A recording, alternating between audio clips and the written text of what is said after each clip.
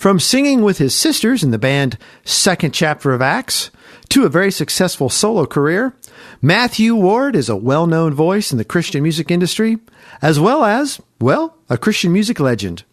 We hear part one of his story coming up next on The Rick Altizer Show.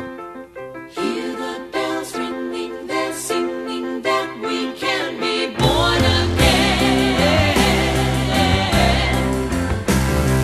Hear the bells ringing, they're singing, Christ is risen from the dead. The angel up on the tombstone said he is risen, just as he said. Quickly now, go tell his disciples that Jesus Christ is no longer dead. Joy to the world, he is risen. Hallelujah, he's risen. Hallelujah, he's risen. Hallelujah, hallelujah. Hear the bells ringing, they're singing that we can be born again. Hear the bells ringing, they're singing, Christ is risen from the dead. The angel up on the tombstone said he is risen, just as he said. Quickly now, go tell his disciples that Jesus Christ is no longer dead. Joy to the world, he is risen. Hallelujah, he's risen. From Nashville, Tennessee, Music City, USA, and the home of hot chicken, it's the Rick Altizer Show. Sit back, buckle up. Rick will talk with the movers, shakers, and creators who put Christ in Christian entertainment. He's a man who's clear so the world can hear. Here's Rick Altizer. Hey, thanks for joining me today. I am so excited about my guest today. Probably one of the best singers in Christian music. He's been around forever.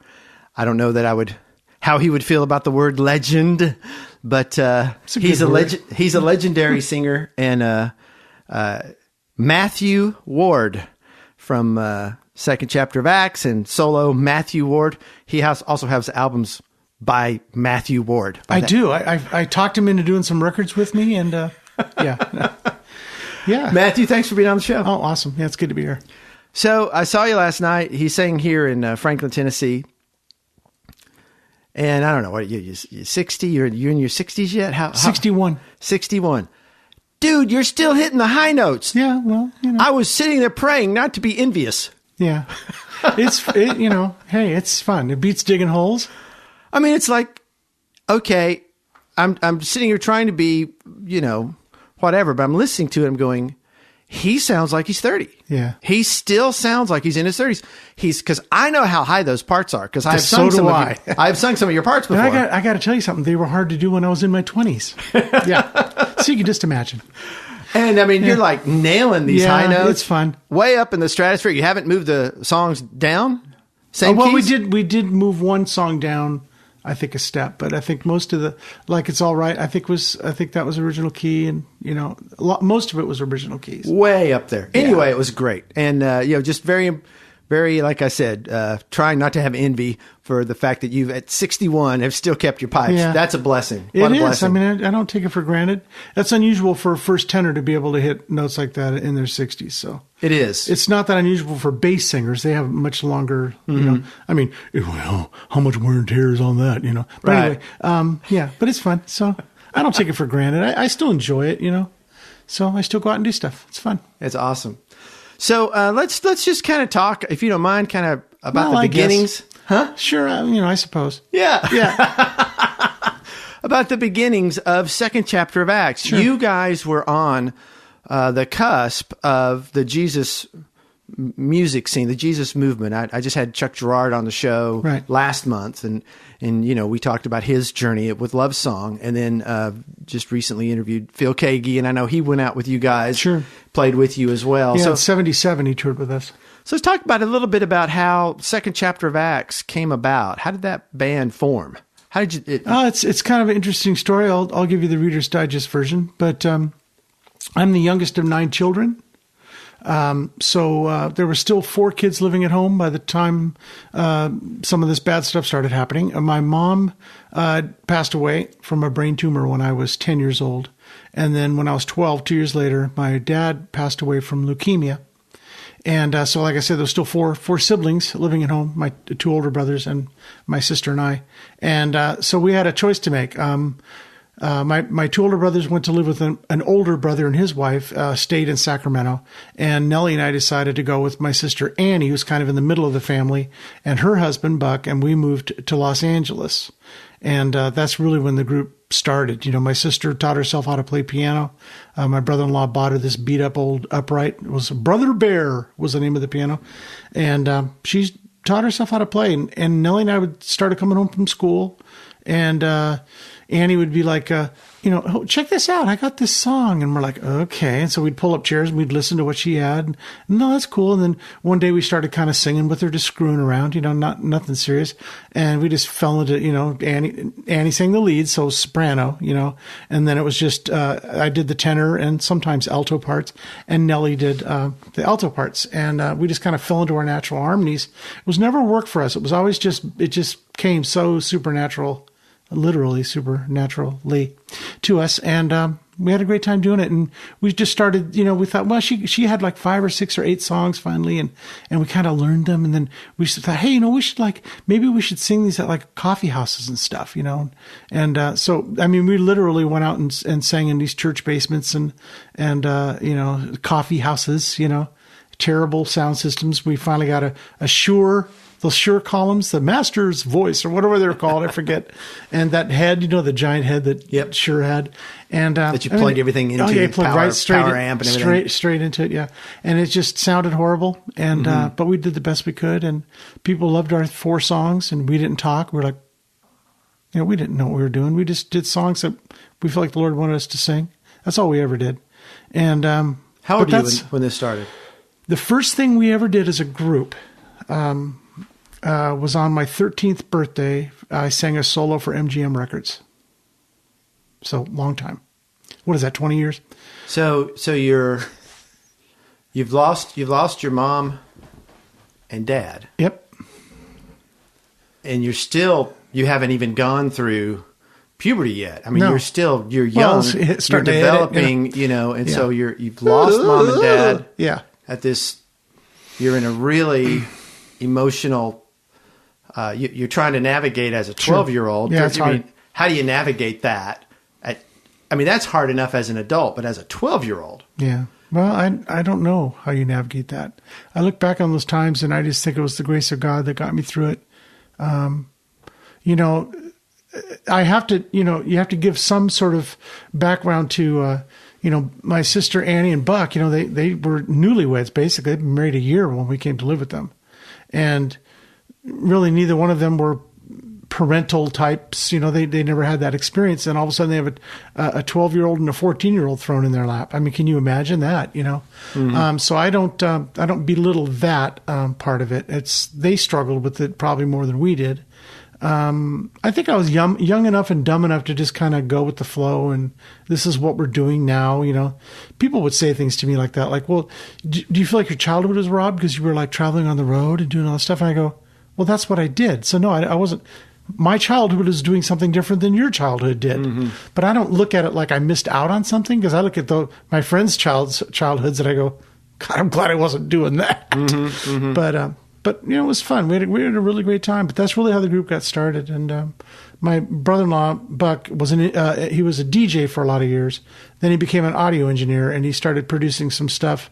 And we ended up doing some stuff with Pat Boone, and he's the one that heard us and got us the deal with MGM originally. So in the early days of when we started. So it was MGM. There weren't even Christian labels at the time, right? There wasn't a Word Records yet. No, there was a Word. Word Records been around for a lot of years. But there wasn't the Myrrh Records yet. Right. Which is Billy Ray Hearn started that. And Was that for Amy? Did they build that for her? I doubt it. We were doing stuff way before Amy ever started. Okay.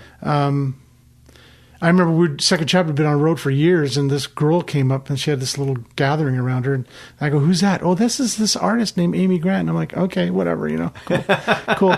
Anyway, so where was I? I don't know. Something about, but Billy Ray started Myrrh Records, and so we went with Myrrh after MGM. MGM didn't work out. They didn't know what to do with us. Mm-hmm. We had a whole album that they never released. We got some of the songs back for it, but there's 4 or 5 songs that I have a test pressing, the only test pressing I know of in existence of this recording. And there's 4 or 5 songs on it that people have never heard. One, my brother sang a solo on. He was never in the group. Another guy sang a solo on one that was a guy named Eddie Overstreet, and a good friend of ours. And he had written some stuff, and he sang lead on one of the things. But I mean, it's like, yeah, it's just bizarre. So some really cool songs on that project that no one's ever heard. Well, it was amazing. Last night you had a couple of female singers with you, and you guys were doing Second Chapter of Acts songs. As I'm listening with a full band, I'm going, when has this been done? It's been a while since this is, So it was neat as my wife still plays Second Chapter of Acts music around the house, to the point that our 2 boys go, "Mom, could you please play something else? Sure. Could you please not play them anymore?" Yeah. She the hymns record, and she goes through Matthew Ward phases, and she will listen to, your stuff, and and she will play something over and over and over. Sure. To the point, like, how about it's like, something else? Hey, that's getting tired. Can you wear the O's and ones off a CD? Anyway. But you guys had such a unique blend. And as I was watching you last night, I was noticing, I think, the secret to the blend, you had, Annie was kind of holding down the melody up high as the soprano, but you're all over the place. And it was just a natural, early on, it was natural. People, I listened to your parts, and you're going down, then you're going in the stratosphere, then you go, you're not just like taking the lower fifth and staying there. You move everywhere, and they're pretty stock. They pretty stay where they are. Somebody had to be glue. They're gluing it. Yeah. But you're really moving around. Oh, yeah. And that is something that's just you're given. That isn't something that you can learn. No, you don't learn that. Those notes were just coming. That was very natural for me to do that. If I would have been so utterly bored musically if I wasn't able to just have fun.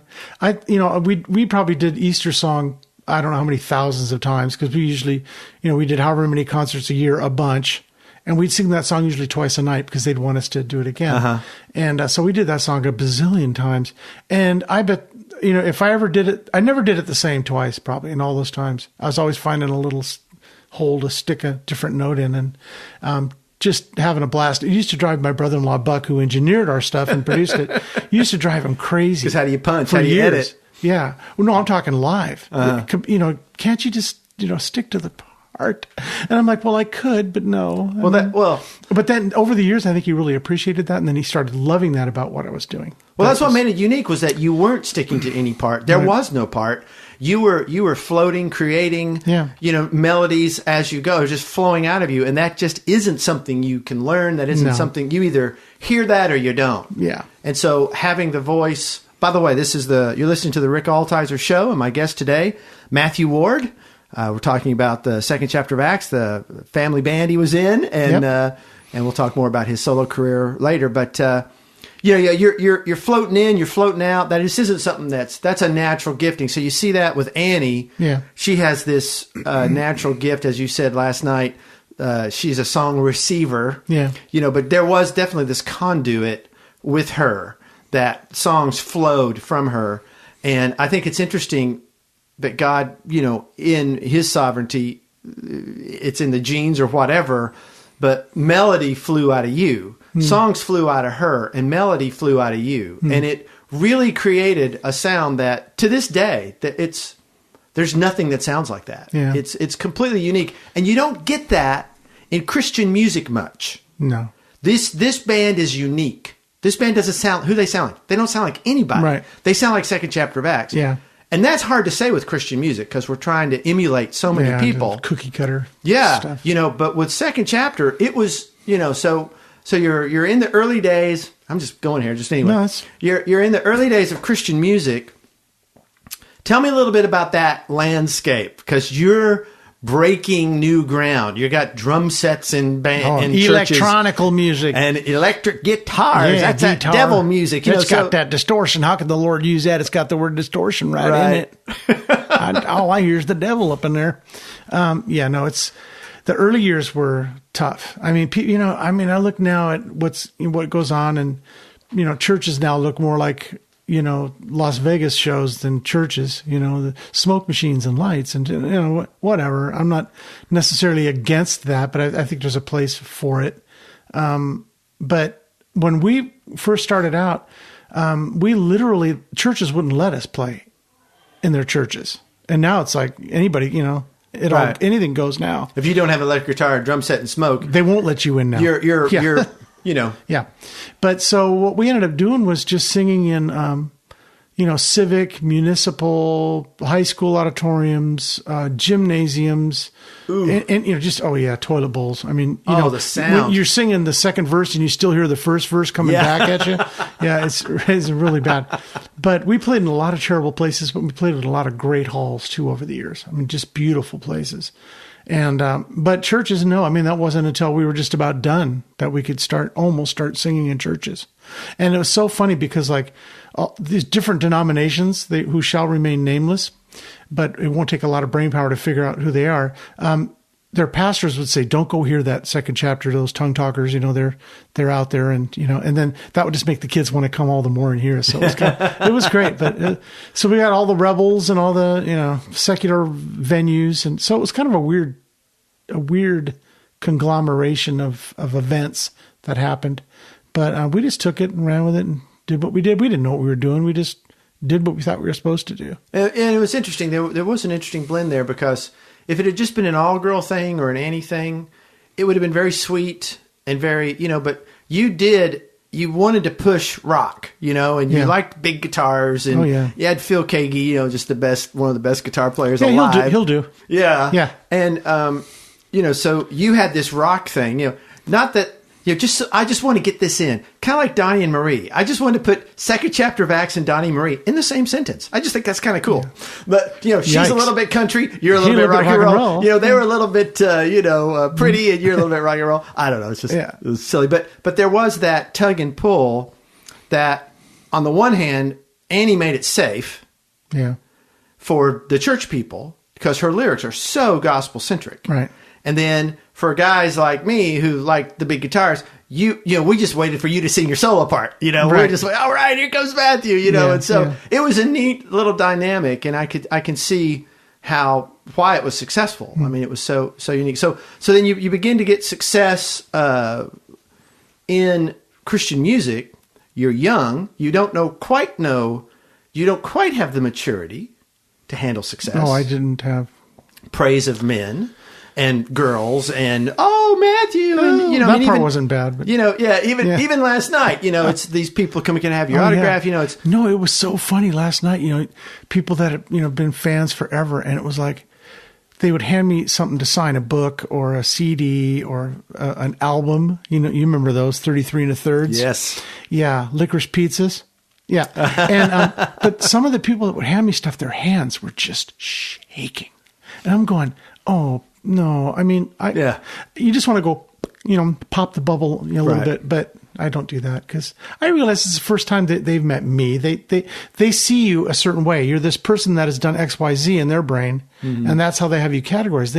They don't see me as a dad or a husband or doing what I do and having struggles, and they don't see any of that. I'm just a normal Joe. I mean, I'm probably less normal than most Joes. My middle name should be Joe, but it's not. Anyway, but so it's interesting to see that, and just kind of try to wrap your head around a little bit how people see you, and you have to be careful with that because to you, I mean, you've heard what these people have said a bazillion. I saw you once in '87 down at the, whatever. And you're like, oh, just make it stop, But for them, they're telling you their story for the first time. It's the most exciting thing for them. And you're trying to not tune them out. Mm-hmm. Right. And the Lord taught me that years ago. It's like, this is important for them. You need to really pay attention to what they're saying and put into what they're saying. Don't just go, oh, well, isn't that sweet, and sign their record, or whatever. But really listen. And that's something the Lord taught me years ago. And I think that helps me stay sort of centered. I never, ever thought, like, oh man, I've arrived, or I'm something. I'm too much of a dork to even begin to think of myself as anything special. I mean, I'm not stupid. I realize the Lord's given me a gift in music.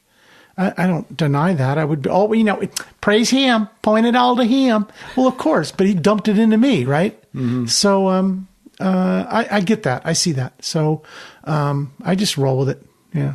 As a 17-year-old, how did you navigate that? It was difficult. Girls were, let's just say I am heterosexual. We'll just put that out there. Yeah. So, and there were some times that were interesting. I mean, I probably shouldn't tell you those stories, but nothing bad that I did. But sometimes moms would be there and they'd present their daughters to me. Really weird, and they'd have Polaroids and stuff and weird like pictures. And I'm like, okay, this is really weird. And I was like, oh, that's sweet. Thank you. But I had friends back home and I stayed centered with my friends. And I tried to just not let the weirdos get to me on the road and just try to kind of close that off in my mind and heart. But sometimes it's hard, especially when the girls were really good looking. Mm-hmm. That's when it got tough. But praise the Lord. And the Lord got me through that. And, Annie and Buck, for lack of a better word, were a parental role for you. Oh, yeah. Buck was, and that was one of the reasons I didn't get into as much trouble as I could have, for sure, is Buck was this dominant, my way or the highway, right. Pound his fist on the table kind of guy. 6'4", weighed 270 pounds. I weighed 150 pounds, I was a little skinny nothing dude. And so it was, yes, sir. I had no comebacks to that, right? You just do it and move along. But I think the Lord knew I needed that domineering sort of guy to keep his thumb on me. Otherwise, I would have just been all over the place, probably. Were you difficult to work with at times? Yeah. So when I'm working on projects in the studio, my wife won't even come by and see me. Because she goes, you become this different person. You get so focused and so like everything gets really kind of intense. And I don't like to see you like that. And I said, well, I get that. But you got to realize for me, it's like, this is super important. It's got to be right. And, you have limited time, limited budget, and it's got to be done. You can't just, well, okay, see you tomorrow, 12 o'clock. No, so you work on it till it's done, Mm-hmm. And she doesn't, I don't think she cares too much for that side of my character. How long have you been married? Oh, gosh. You need to know this. 36 years. You need to know this one. In September, it'll be 36 years. That's awesome. Yeah. That's awesome. Well, you wrote a book, 2006. Yeah.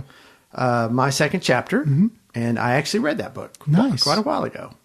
And I will say, it was a page turner. Cool. I was sitting, actually in this room we're sitting in, and I would sit here in that chair you're sitting in, and it'd be midnight before I'd go to bed because I couldn't. The voice you wrote it in, it was so interesting. It was funny. It was fun, but it was engaging. And what a story! We are going to do a two-parter of our interview, and we're going to get more into your story, some of that other stuff in the second part of our interview. So stay tuned for that. But the book was so engaging, but man, what a story was that book. Yeah, it was fun. And it was neat because I wrote the book. I wrote the book. It wasn't like I didn't have a ghostwriter and that I wrote it. Of course, they edited it quite a bit, but took out some stories. Oh, they took out about 70 pages worth of stuff. We can't say that, Matthew. One guy finally said, his last name was Nygren. He was working there at Waterbrook, and he said, "So, Matt, think about this. Do you really want everyone to know that about you necessarily? I mean, this whole thing that you're talking about?" And I went, it's a great story, but I think you have a point. Yeah. So, we might want to just take that out, So, it's fun. Well, it's a great book. Where can people get info on you and on the book? What's the web? Is it It's MatthewWard.com. MatthewWard. All right. .com. Yeah. You can get more info about his music, great worship CDs, music CDs he's got available, and the book, which I highly recommend. I mean, Just be ready though. It does have that funny. It has your voice, so you can. The personality is in that book. Yeah. And so once you start, you can't stop. I'm just saying, be ready, because it's that kind of book. And that was that for me. My wife read it first, and she goes, "Oh, you've got to read this." And I started reading it, and I go, "Oh man, you're right." And so I couldn't put it down. Yeah. But thank you for being on. Yeah, it's been great. How quick did that go? We're Pretty done. quick. Out of time. We're going to do a part 2, so I'd like to invite you to come back next week for my interview with Matthew Ward. You can get more information, as I said, at MatthewWard.com. And Matthew, thanks for being here. You betcha. Enjoyed it. If there's a show you've missed, you can go to my website, rickaltizer.com, and catch up. Or you can listen to my podcast in iTunes or wherever you hear your podcasts. Just search for The Rick Altizer Show. Altizer is spelled Altizer. I want to thank you for listening. Hey, would you tell a friend about this show and share the love? Be sure to check us out again next week as we discuss how we communicate the gospel through media to our culture. Let's be clear so the world can hear. I'll talk to you next week. Thanks for listening.